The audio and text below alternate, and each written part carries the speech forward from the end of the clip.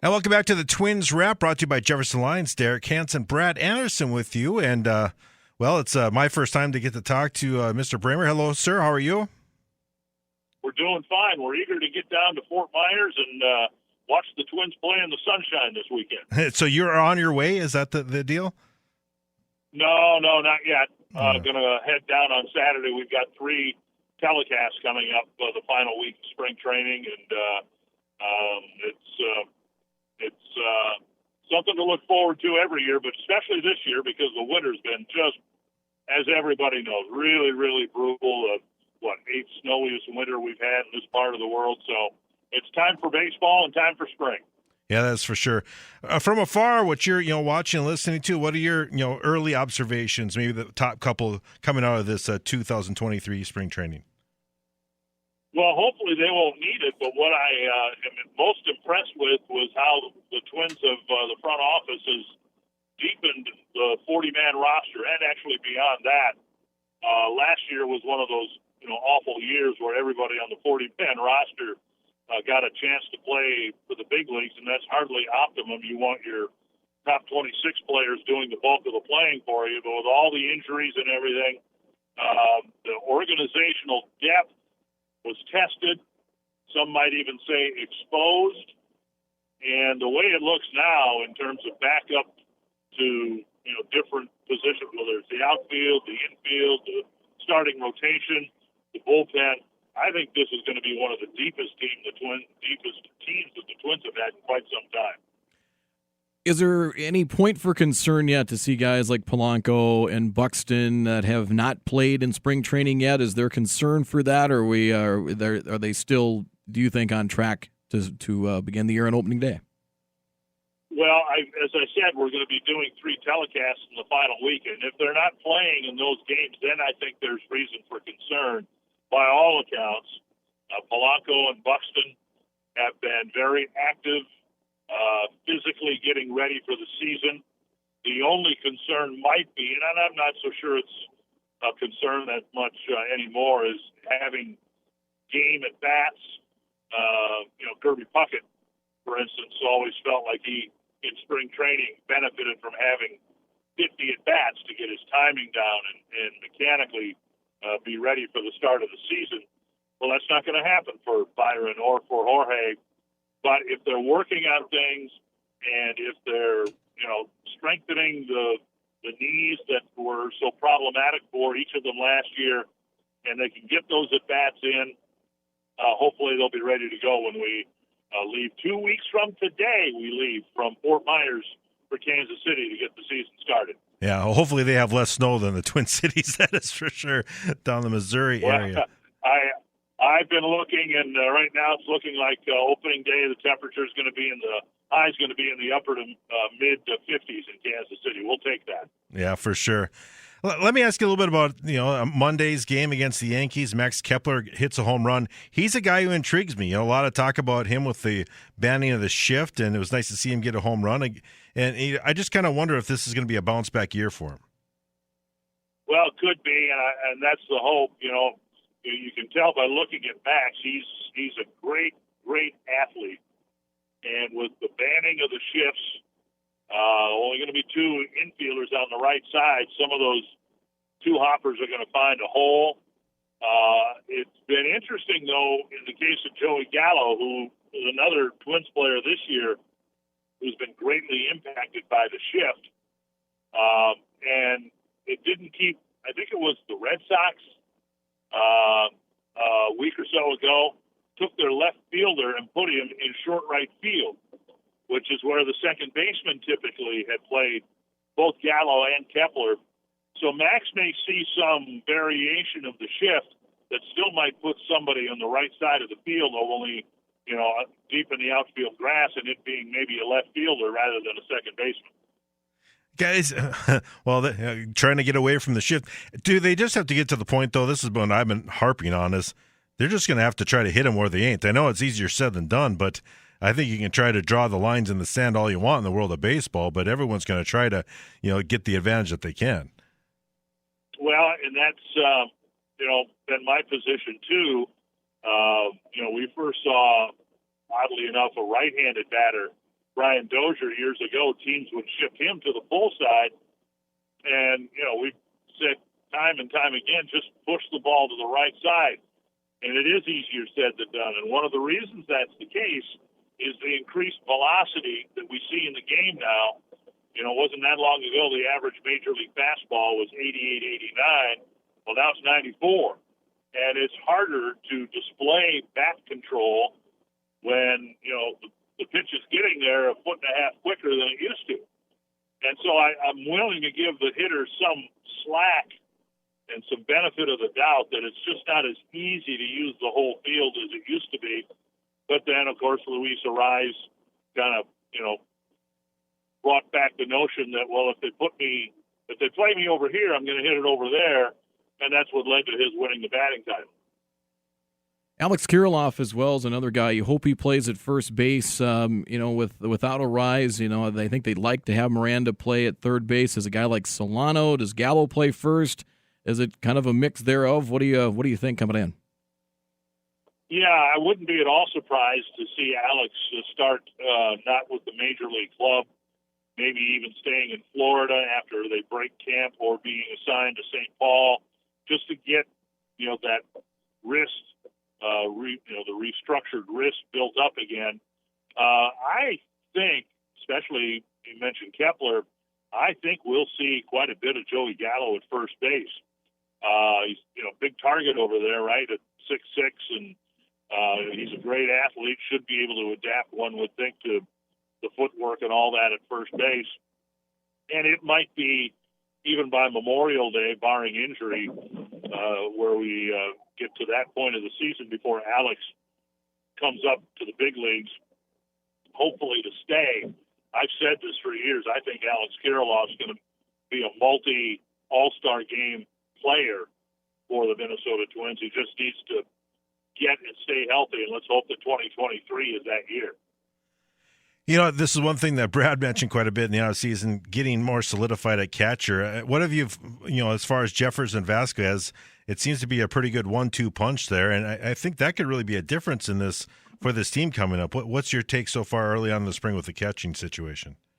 Yeah, I think what we'll see once we get going in earnest, if we haven't already seen it in spring training, you got to have a catcher who can throw, and Vasquez can do that, and I think. There's a reason the Twins signed him to a 3-year deal, and it may allow Ryan Jeffers to just a little more quietly develop behind the plate.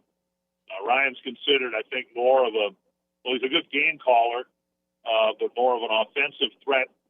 And it might be a situation where, Ryan will only be catching a couple times a year, but maybe that'll be good for him to kind of take some of the pressure off.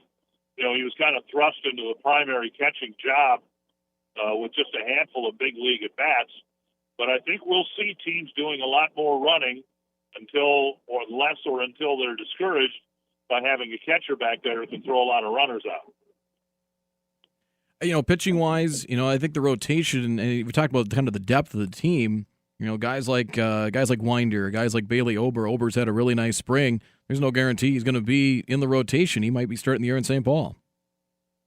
Right, and that's the depth that we spoke of earlier. That look at last year when Sonny Gray got started late, and then he was hurt for a while. Ryan was out with a bout of COVID. Maeda was gone all year long. You've got 5 pretty good veterans. Malley's going to be hopefully healthy and be one of the top pitchers on the staff. They're going to have some depth in St. Paul that hopefully they won't need. And I wouldn't be surprised, having said that we see the Twins not early in the season when they're built-in off days, but very soon after that, employ a 6-man rotation. And I'm not so sure that's not the direction the game is going anyway. With so little expected of starting pitchers now, you can start them, and if they give you 5 good innings, you're probably happy with what they did. And we may see that spread over 6 men in a rotation rather than 5. You mentioned Joe Ryan. I mean, obviously he was quite a pickup in the trade, late season, and a couple of years ago with the Rays, and he's really stepped up. I mean, is he going to be maybe the guy? Because he certainly was a big reason that this team was in contention all the way to September. I think what we'll see with Ryan in the rotation, hopefully Maeda's healthy, the other guys that we've mentioned, Pablo Lopez, this Twins team, which, position by position, and the bench too, should be, in pretty good shape health-wise. This starting rotation is going to give the team a really good chance to win every night or every day. I really think this is going to be a much improved team if they stay healthy, particularly on the pitching side. And it's going to make it less important, if you're going to have a big series, say with the White Sox, we got to have Sonny Gray pitch in this series, or we have to have Joe Ryan pitch. Because I think 1 through 5, 1 through 6, 1 through 7, the guys have proven that they can get people out up here in the big leagues. And I think that's really going to make it for a very fun season. With the possibility of a 6-man rotation, that's kind of maybe one thing in a pitching staff you maybe don't have as much anymore is the long reliever, the guy that you can stretch out for 2-3 innings or so. Is there a guy in the Twins, possibility in the Twins rotation, Twins staff that might fit that bill? Well, it could be over, but then you want him stretched out too. And if he doesn't make the major league club, you want him stretched out too for the St. Paul club to be able to step up and make a start if on call, if somebody gets hurt. So, you want somebody who's got enough stuff to get through a lineup one time. We hear so much about not wanting the starters to face a lineup the third time. Well, by extension, then, every pitcher should have enough stuff. If he's a major league pitcher, he should have enough stuff to face each hitter at least once. And maybe that'll be part of the evolution of the game as well, that pitchers won't be just one-inning pitchers anymore. If they've got enough stuff to, take a credible 1 or 2 innings, maybe go ahead and give them that third inning as well. Dick, as we kind of wrap things up here, and we've talking a lot about baseball, anyone who follows you on Twitter, a couple things here. Obviously, this week we have to sadly celebrate Kirby Puckett's birthday in heaven, and another person also passed. And you've mentioned your close friendship with Bud Grant, and you want to talk about sports icons. Those two, I mean, it's 1, 2, and I don't know which one is 1 or 2 if you ask me.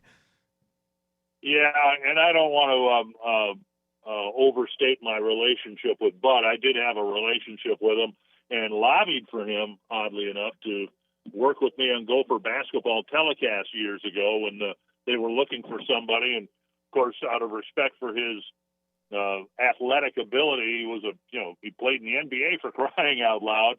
I mentioned to him that, the Gophers were looking for somebody to be the analyst on the telecast. And he was interested, and I'm really saddened that it didn't develop because I think, working with him would have been a hoot, and I would have learned an awful lot about the game of basketball.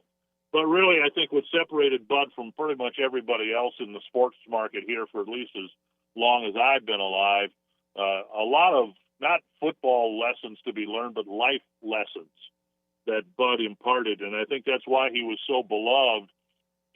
He was from Wisconsin, but we all considered him to be one of us because of his upper Midwest heritage. He liked to hunt. He liked to fish. He just had a wonderful perspective on life. And, I found out Saturday about his passing, and it was like, well, my goodness, why should we be surprised? He made it to age 95, a couple months short of his 96th birthday, but he was so vibrant, so alive, yet so late in life. And so it's a tremendous loss, and you'd be hard-pressed to come up with anybody who had a greater impact, not just in the sports market, but in our way of life all those years when he was a coach, and that continued on after his coaching career was over as well. Oh, Superior, Wisconsin. That's close enough. That's like Fargo Moorhead, right? I mean, just it's right across, right across the bridge there. Yeah. No, I think. Yeah, well, to your point, he's just quintessential Upper Midwest, right? I mean, just think of that stoic feature, and stand on the sidelines of breath. The breath out of his mouth. During those cold days at Met Stadium. It kind of sums up Minnesota sports to a T. And for your younger listeners who weren't around when he was coaching, you know him as the guy who came out for the coin flip in a golf shirt when the wind chill was 20 below. And one thing that was revealed with his passing last weekend, that was his idea. He pitched it to the Vikings. It wasn't some marketing guy or PR guy saying, hey, we think it'd be really cool if you came out for the coin flip for this playoff game with Seattle in a golf shirt. That was Bud's idea. And a good friend of mine is a wonderful writer, Steve Russian, writes still for Sports Illustrated, but he wrote a wonderful article where he said he was in front of his fireplace in New England someplace, and he watched Bud Grant walk to the center of the field in a golf shirt, and Steve Russian, was the one who had goosebumps because, we all revered the man so much and respected the fact that he didn't feel it was necessary for football players to have heaters on the sidelines. And so here at age, whatever he was, 85 at the time, walked out in a golf shirt with a temperature of 6 below and a wind chill of 20 below. That was all Bud. Yeah, well, very fitting for the last football game at home outside, probably for the Vikings too, ever, most likely. If Blair Walsh could have just hit the kick, that would have made it even better. But I don't want to open up that can of worms again and relive that. No. All right, Dick, thanks so much for your time as always. We'll talk to you again next week. Enjoy your trip. Safe travels to you, and we'll be anxious to hear from you from Florida next week. You got it, guys. You bet. Dick Bremer with us. Again, the Twins Wrap brought to you by Jefferson Lines.